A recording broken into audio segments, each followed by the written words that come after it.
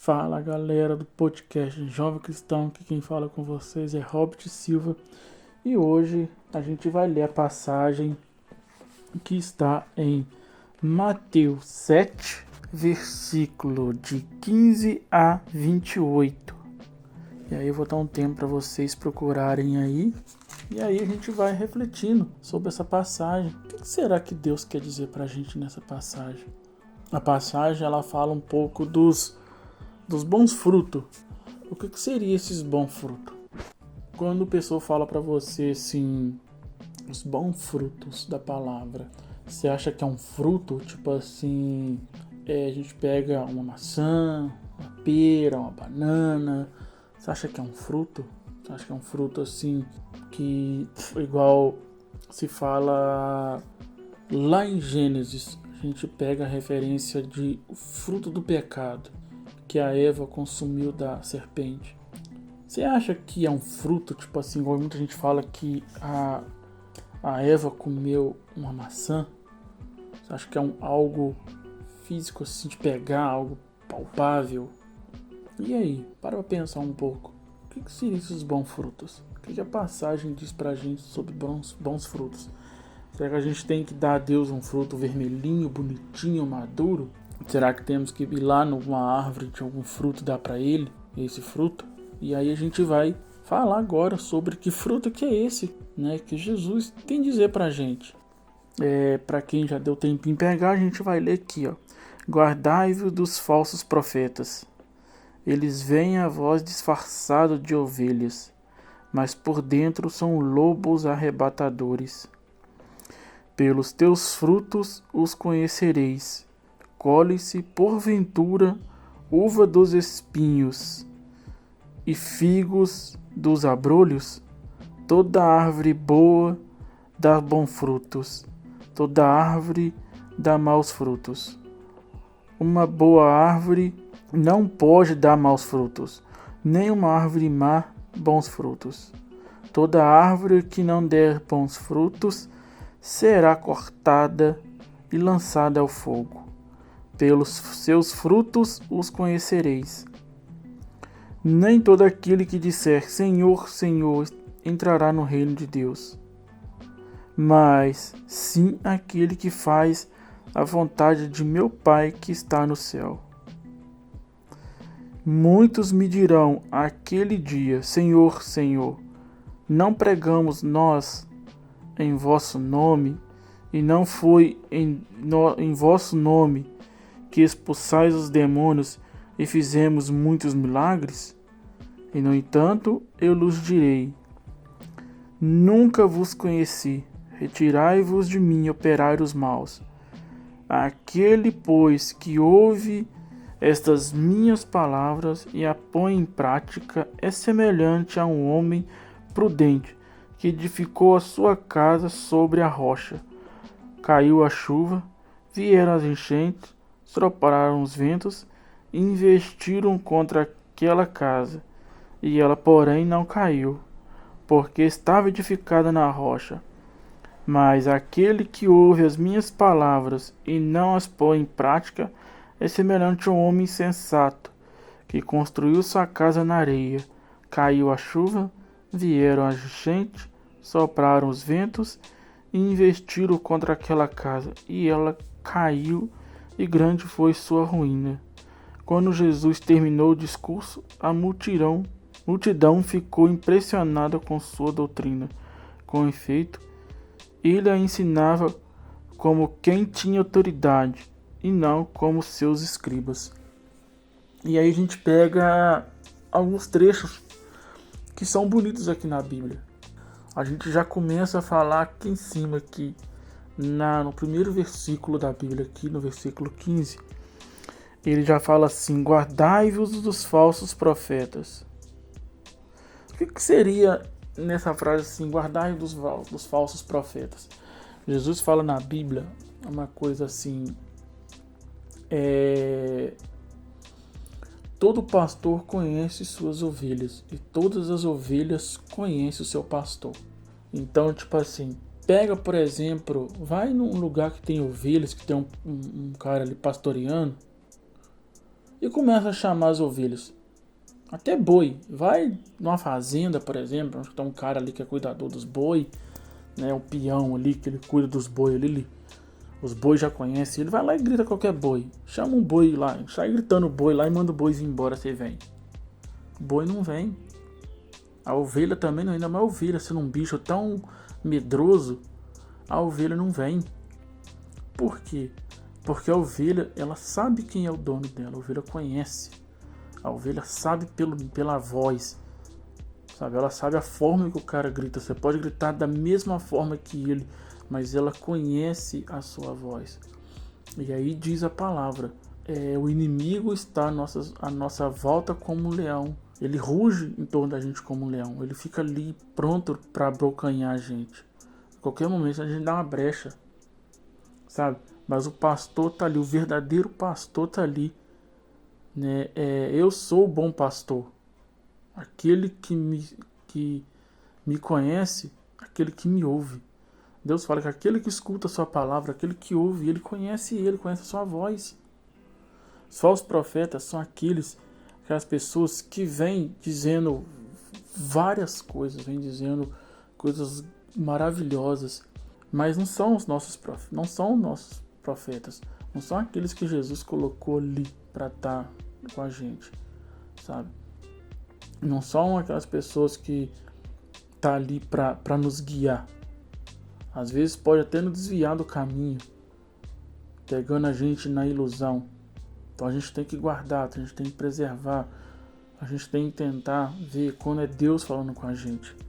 E aí Deus fala aqui em cima, aqui, ó. Como é que você quer colher bom fruto? Cara, Deus fala desse jeito assim, ó. Pelos seus frutos os conhecereis, sabe? É pela palavra, é pela forma deles dizerem, é pela forma deles trabalharem. Você conhece que não são de Deus. Verdadeiro cristão conhece. Um verdadeiro cristão sabe quando é algo bom. Assim a gente pega, por exemplo, se eu não me engano, Padre Pio, né? Um amigo falou comigo que Padre Pio, ele era um homem tão bom de assim, com Deus, ele tinha uma oração tão grande, ele era tão fervoroso em suas orações, que Padre Pio, ele viu imagens de Nossa Senhora. Só que Padre Pio não sentiu um calor dentro dele, aquilo, algo que contagiasse ele assim, nossa Senhora tá ali, nossa, não, ele sentiu algo estranho dentro dele. Ele sentiu como se fosse um incômodo. E ali ele foi revelado que não era Nossa Senhora, era o diabo. Então, quer dizer, Padre Pio conhecia quem era Nossa Senhora, porque ele tinha uma intimidade com a Nossa Senhora. E ele soube quando não era.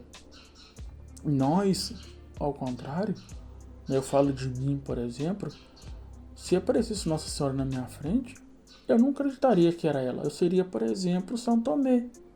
Eu só acreditaria vendo. Né? São Tomé diz para Jesus, diz para os apóstolos, né?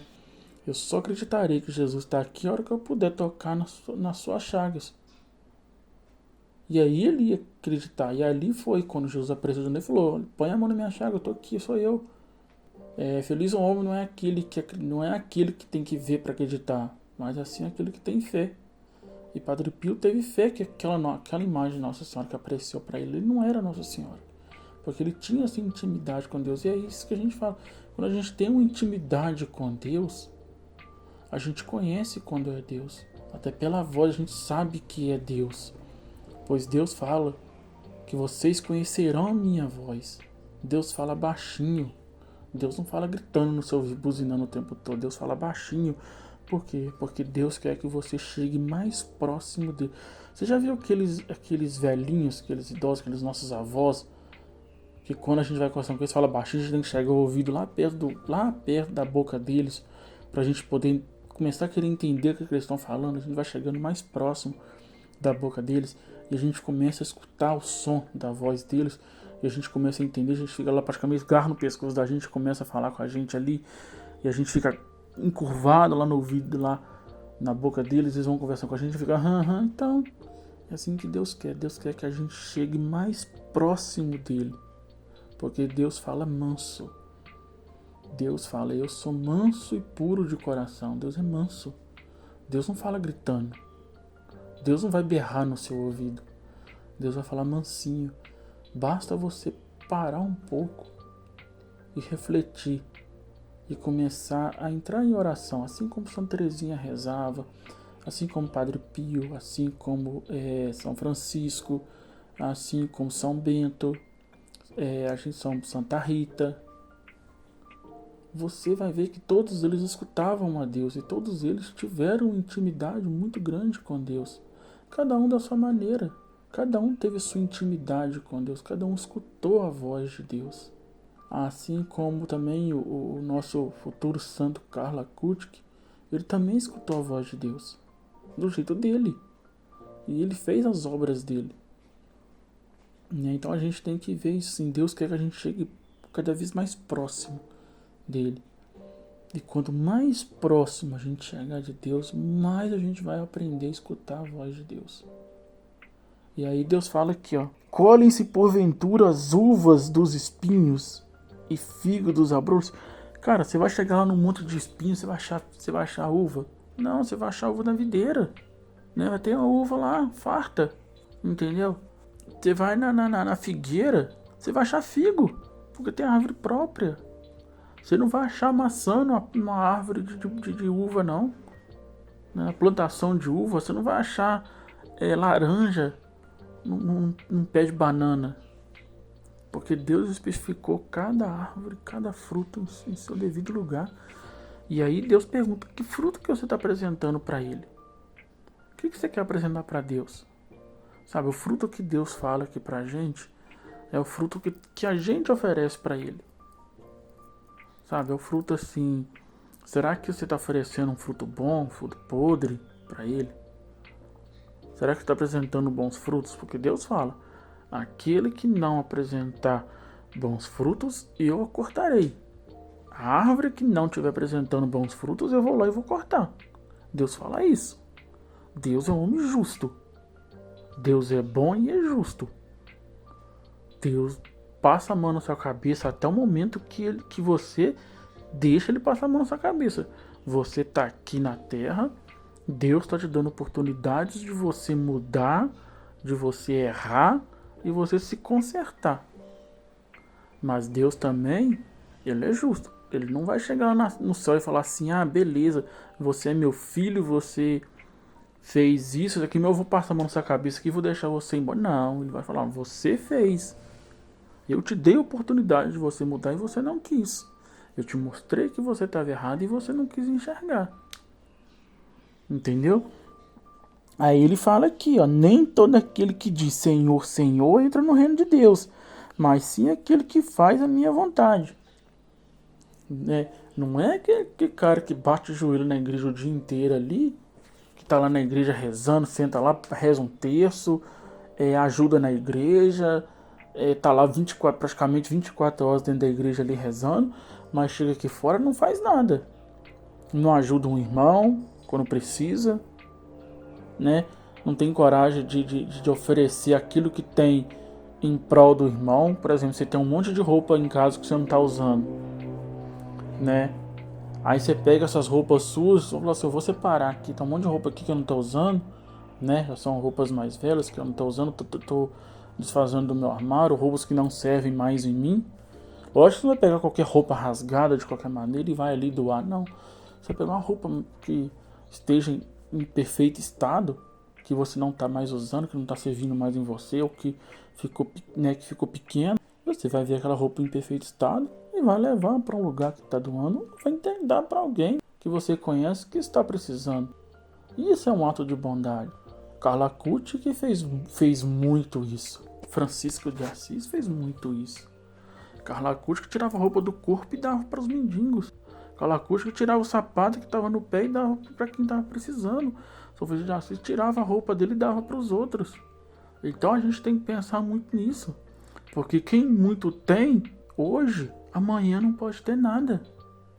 Você não sabe o dia de amanhã. O mundo gira. A gente fala que o mundo hoje em dia é igual como é que fala aquele... esqueci o nome. montanha-russa. Ao mesmo tempo que você está lá em cima, você pode descer de uma hora para outra. Então não pense que você tem muito, fala assim, eu tenho muito, eu vou...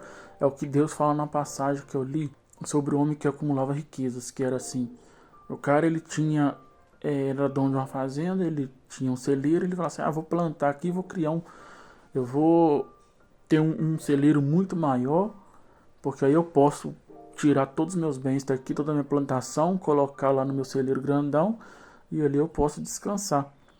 Aí Deus falou, não, você não sabe que amanhã mesmo eu tiro sua vida. E é isso, aquele livro vai ficar para quem? Você acumulou riqueza, acumulou tanta coisa, mas você fez o que com aquilo ali? Nada. Entendeu? Você vai embora sem nada, você sai daqui sem nada. O que fica aqui é as suas ações. O que fica aqui é aquelas coisas boas que você fez. Passou um tempo, ninguém vai lembrar mais de você, não. Então, tipo assim, você vai ficar como lembrança das coisas boas que você fez. Sabe? E aqui fica. Muitos me dirão naquele dia, Senhor, Senhor, não pregamos nós em vosso nome, e não foi em vosso nome que expulsamos demônios e fizestes muitos milagres? E no entanto eu lhes direi, nunca vos conheci, retirai-vos de mim, operários maus. Cara, se você é uma má pessoa, se você não faz coisas boas, Jesus não vai te conhecer, não. Deus não volta atrás nas palavras de nenhuma coisa que você pode ter certeza. Que Deus nunca volte nas suas palavras. É sim, não é não. Para Deus é sim ou não, não. Deus não volta atrás. Para Deus não tem talvez, não tem sei lá. Deus é sim ou não. Entendeu? E Deus fala, eu te conheci pelo nome antes mesmo de você existir. Eu já te chamei pelo seu nome, tu és meu. Teu nome está escrito na palma da minha mão. Aí Deus vem e fala assim, mas por que Deus fala isso? Lá na passagem agora fala para mim que eu nunca te conheci. É porque você não deu bons frutos. É porque você não fez algo para ser reconhecido. Deus não espera que você faça grandes coisas. Coisas maravilhosas. Mas Deus quer que você faça coisas boas. Deus não quer muito, Deus quer o pouco. É no pouco que Deus vê suas atitudes. É nas poucas coisas que você vê as maravilhas que Deus quer. Deus não busca riquezas grandiosas, mas Deus escolhe você. Deus poderia ter vindo num berço de ouro. Jesus poderia ter vindo como um imperador, como um rei soberano. Assim como estava na Bíblia, ele seria rei. Mas Deus veio na humildade. Deus veio na humildade para mostrar para a gente que muitas das vezes a gente tem que ser humilde. A gente não pode se engrandecer, a gente tem que ser humilde. E ele veio numa família pobre em Nazaré. Que muita gente, pessoas rejeitavam as pessoas de Nazaré, falavam assim, o que vai vir de bom lá de Nazaré? Nada. E aí veio o Salvador, veio de Maria, uma menininha nova, praticamente uma criança. Na nossa época, hoje em dia, Maria era uma criança. Maria devia ter o quê? Uns 15, 16 anos. Maria devia ser uma criança. Uma criança que tinha um rei dentro da barriga.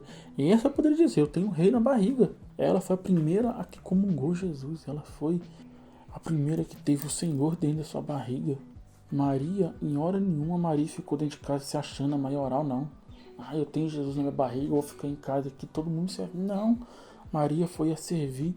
Maria foi aquela que deu exemplos de bons frutos. Maria sempre se doava. Nunca quis que alguém a servia. Ela nunca quis que alguém fazia algo por ela. Ela fazia por si. Ela buscava. Por exemplo, olha pra você ver, Maria foi da casa dela até a casa de Isabel, a sua prima. Devia, pelo que eu vi uma vez, o cara comentando, é longe pra caramba da onde Maria andava. Maria estava para casa da prima dela. Maria não ficou ali sentada, não. Maria trabalhou. Maria ficou 3 meses ali ajudando, servindo a prima dela. Ficou ali servindo ela. Por quê? Porque Maria, ela sempre se coloca a serviço de alguém. Maria sempre se coloca à frente. Maria sempre se coloca a serviço. Maria nunca quer ser servida, ela quer servir. É a primeira serva. A primeira apóstola de Deus foi ela. E aí ela vem ensinar isso pra gente. que a gente tem que servir, a gente tem que ser reconhecido por Deus todos os dias. Deus tem que olhar para mim e falar assim: aquele ali é meu filho amado. E é isso que Deus fala. Quando você faz bons frutos, e os bons frutos são esses aqui, é o fruto do Espírito Santo, que é o amor, alegria, paz, paciência, amabilidade, bondade, fidelidade, mansidão e domínio próprio. Cara, você tem que ser amor. Para você querer amor, você tem que dar amor. Você tem que ser 50%. Você não pode ser 100%. E você também não pode ser 0%. 50% que eu falo é quando você amar alguém, você tem que se amar primeiro. Quando você fala assim: eu quero amar fulano. Não, você não tem que amar fulano. Você tem que se amar primeiro para que fulano te ame. Para aquilo ser amado. Deus te ama inconstantemente, mas Ele também pede o seu amor. O amor de Deus por você é 100%. É 1 milhão de por cento. É infinitamente por cento. O amor de Deus por ti. Mas Deus também espera o seu amor por Ele. Então a gente põe como 50%. 50% de Deus, 50% seu. Quando você quer amar algo ou alguém, se ame primeiro. Comece a se amar primeiro. Esse é um fruto do Espírito Santo. É um fruto que Deus coloca pra gente. É o fruto do amor. Né? Deus fala lá: amai-vos uns aos outros como eu vos amei. Já começa ali. Amai-vos uns aos outros. Deus fala assim: amar a Deus sobre todas as coisas. Amar a Deus sobre tudo. Deus tem que ser acima de tudo. Mas ele acrescenta embaixo, né, que é o segundo mandamento. Amar ao teu próximo como você se ama. Amar o próximo como a ti mesmo. Como é que você vai amar seu próximo se você não se ama? Se você não se cuida, se você não se valoriza, você não tem amor por si próprio, como é que você vai amar alguém? Como é que você vai amar sua mãe, seu pai, seu irmão, sua namorada, seu marido, seu amigo? Como é que você vai amar alguém? Como é que você vai amar a Deus se você não se ama? Porque quando você começa a amar a Deus, você está se amando. Aí você começa a ver coisas diferentes em você. E aí você começa a transmitir esse amor para as pessoas. A gente pega sobre a alegria. A alegria é ser uma pessoa alegre. Uma pessoa que não baixa a cabeça para nada. Aquela pessoa que não vê tristeza. Aquela pessoa que qualquer coisinha que tá falando na cabeça dela, ela começa a entrar em: eu tô em depressão. Eu tô triste por causa disso. Eu tô magoado. Não. A alegria é contagiante. Pega uma pessoa que é alegre, se ela não contagia aquele ambiente ali, que a pessoa chega alegre ali, pode criar um pouco de, como é que fala, inveja? Pode, mas ela contagia. Essa inveja se indica que o quê? Que a pessoa te contagiou. E essa alegria contagiante criou a inveja. Mas você é alegre, você contagiou aquele ambiente, você transformou aquele ambiente. É igual um tio seu que vai numa festa, todo mundo na festa desanimado e fala assim: faltou fulano, porque fulano, ele alegra. Fulano anima aquele lugar, fulano reanima aquilo ali, faz com que, meu tio conta piada. Eu tenho um colega meu ali que ele é humorista, ele conta umas piadas legais. Porque ele contagia com as piadas dele, pode ser umas piadas mais sem graça do mundo, mas ele contagiou aquilo ali com as piadas dele. Ele alegrou aquele lugar ali, entendeu? Aí a gente pega um pouquinho da paz. É o que Padre Reginaldo fala. Não sejamos pedra de tropeço na vida do seu irmão. Sejamos paz. Pedimos paz pra gente, para que nós transmitimos a paz para os outros. Por isso que a gente chega na missa e fala assim: a paz de Cristo, meu irmão. A gente está transmitindo a paz de Cristo. E a pessoa também fala pra gente: a paz de Cristo. A gente está se dando paz, a gente está oferecendo a paz. Porque a paz é o que? Você se sentir calmo. Deus era paz, Jesus era paz, Jesus transmitia paz. Jesus transmitia segurança. Quando os apóstolos estavam com ele, os apóstolos sentiam paz, se sentiam seguros, próximos de Cristo, porque Cristo transmitia isso. Aí a gente pega um pouquinho da paciência. O que é a paciência? É você ser um pouco paciente às vezes. Às vezes a gente é impaciente com muita coisa. A gente se estressa com um amigo por causa de uma coisa que ele falou. A gente se estressa no trânsito por causa que o cara foi ali acidentalmente, bateu o carro na gente ali. Aí você começa a querer estressar, começa a xingar, começa a falar palavras feias. Uma pessoa falou algo com você ali te ofendeu com alguma coisa, você já quer sair estourado, quer falando altas coisas que não deve, seja paciente, calma. Porque você sendo impaciente com uma pessoa que é impaciente, nada vai pra frente. Seja paciente, até dentro de casa, em seu relacionamento com sua esposa, com seu marido, com seu namorado. Se os dois começarem ali numa discussão feia ali, começar um xingar o outro, começar umas palavras de ofensas, aquilo ali vai terminar com algo muito feio. Começa a ser paz, calma, começa a tranquilizar. Assim a gente pega, por exemplo, Jesus. Quando Jesus foi preso lá, depois da sua última ceia, que Judas veio dar um beijo nele, e ali São Pedro começou a pegar a espada e começou a cortou a orelha do guarda ali. Jesus falou: calma, São Pedro, da espada se fere, da espada será ferido, calma. Jesus tranquilizou São Pedro ali: calma. Jesus foi paz naquele momento, calma. E aí São Pedro acalmou. Imagina se Jesus soubesse também, começasse a ficar estressado. Não, Jesus acalmou São Pedro ali. Por quê? Porque Jesus o tranquilizou. Jesus mostrou para ele tranquilidade naquele momento. E aí a gente pega a mansidão. É ser manso. Como eu falei, Jesus é manso e humilde de coração. Jesus é manso. Seja manso às vezes. Às vezes você tem que ser manso, mas não tem que ser bobo. Você tem que mostrar que você tem autoridade com certas coisas. É igual um padre. O padre, ele é responsável pela igreja. O padre tem que ser manso. Ele tem que saber lidar com as pessoas ali. Ele tem que saber como cuidar da igreja dele. Ele não pode chegar estressando com todo mundo. Mas ele também não tem que aceitar o que todo mundo fala para ele. Ele não tem que aceitar qualquer coisa que chegue lá na igreja para ele. Ele tem que saber. Às vezes cortar, dizer não. Às vezes dizer basta. E assim com você também.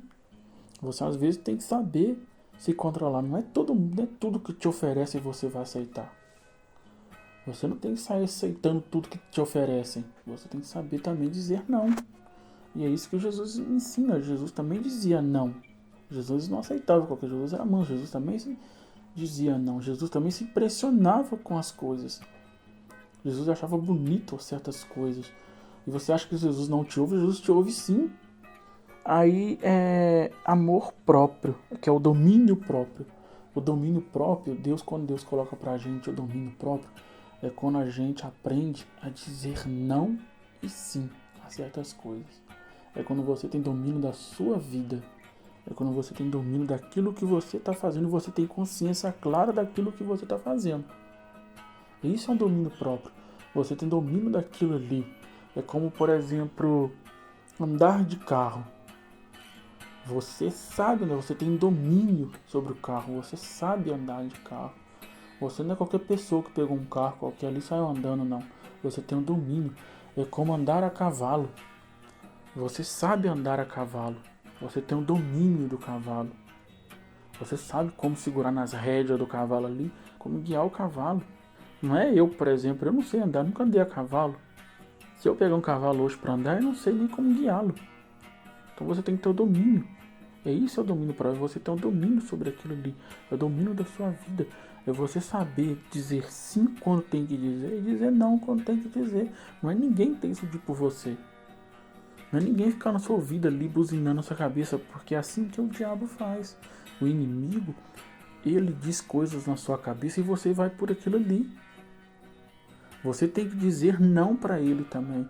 Isso é domínio próprio. Isso é ter domínio próprio, quando você começa a dizer não para ele. Você está começando a tomar a rédea. Primeiro você escutou que não era a voz de Deus. E aí você começa a dizer não, você tem domínio de falar não.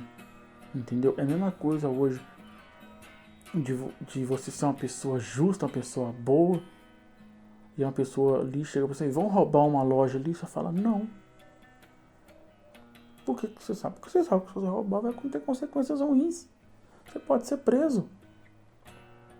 Isso é um domínio próprio. Porque você teve domínio de dizer não.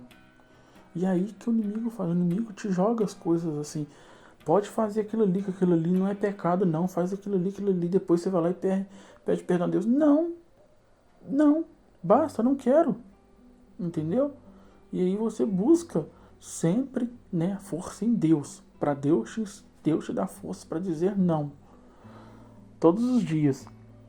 Quando a gente fala assim, aquele que, pois, que ouve as minhas palavras e as põe em prática, é semelhante a um homem prudente que edificou a sua casa sobre a rocha.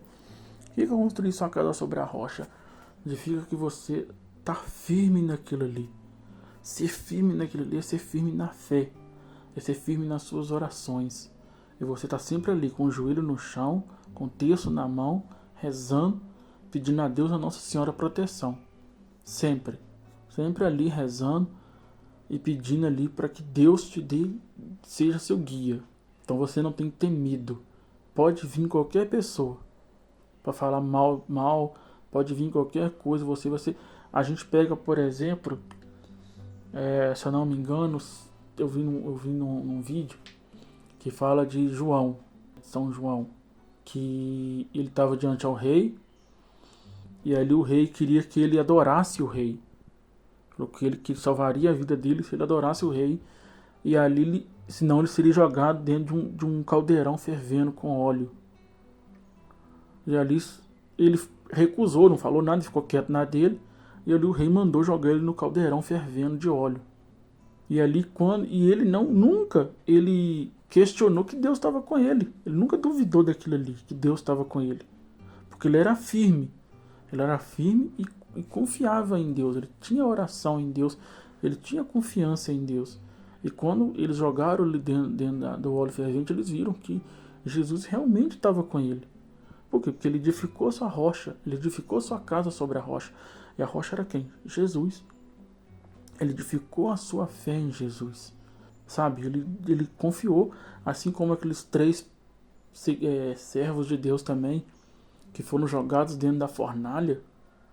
Eles também tiveram sua casa sobre a rocha, sobre Cristo, sobre Jesus, sobre Deus, sobre o Espírito Santo. Ele teve ali, eles confiaram que Deus iria proteger eles ali e foram protegidos. Saíram de lá ileso. Moisés foi até o faraó. Quem tinha coragem naquela época de enfrentar o faraó? O faraó era o cara mais poderoso que existia naquela época. E Moisés teve a coragem para ir enfrentar o faraó. Moisés conhecia o faraó porque ele fazia parte daquele reino ali, o faraó. Então ele sabia quem era o faraó. Sabia que o faraó era temível por todos. Sabia que o faraó poderia matar qualquer um ao piscar de olhos. E Moisés foi lá e enfrentou o faraó de frente. Por quê? Porque ele edificou a sua rocha, a sua casa sobre a rocha de Cristo, sobre a rocha de Deus. E confiou que Deus estaria com ele, que Deus falou, vai, pois eu estarei contigo. E ele foi. Então, tipo assim, Davi, quando ele foi enfrentar Golias era imensamente enorme perto dele. Mas Davi tinha sua casa sobre a rocha de Cristo. Ele confiou que Cristo poderia vencer Golias. Ele com um pedacinho de pedra, Golias era enorme. Davi foi lá e pá, deu uma pedrada na cabeça de Golias e Golias caiu. Porque Davi não desacreditou que Deus poderia vencer Golias. Que Deus estava usando dele para vencer Golias, para mostrar que Deus, nada para Deus era impossível. E que Davi, pequeno do jeito que ele era, Davi poderia sim ganhar de Golias. Se Davi duvidasse de Deus em qualquer momento ali, Davi perdia. Mas Davi não duvidou. Davi tinha confiança e tinha sua casa sobre a rocha que era Cristo. E fala aqui que o homem que constrói a casa sobre a areia, vai vir terremotos, vai vir chuva, vem tudo, a casa vai cair. E é isso aí. Se a gente não colocar a nossa vida diante de Deus e não construir a nossa vida sobre a rocha que é Cristo, a nossa vida vai cair. Quando vir as tribulações da nossa vida, a nossa casa vai cair. Por quê? Porque a gente não está acreditando em Deus. A gente não está edificando a nossa casa em Deus. A gente está indo em coisas que não tem nada a ver com Deus. A gente começa a duvidar. Você tem que aprender a confiar. Por exemplo, lá no final aqui fala que quando Jesus terminou o discurso dele, o pessoal ficou impressionado com as palavras de Deus. Porque Jesus dizia com autoridade. Jesus não era aquele cara que falava com os escribas, não. Os escribas diziam as coisas meio descontorcidas. Jesus usava a autoridade dele. Jesus não voltava atrás, Jesus não gaguejava, Jesus não dizia nada ao contrário, tipo assim, talvez. Não, Jesus era aqui reto. E aí, gente, eu peço para vocês curtirem, compartilhar nossas redes sociais, beleza? Vão lá, curtam a gente, né? Segue lá nossas páginas, a gente está em vários canais aí, beleza? Fiquem com Deus aí, até o próximo episódio.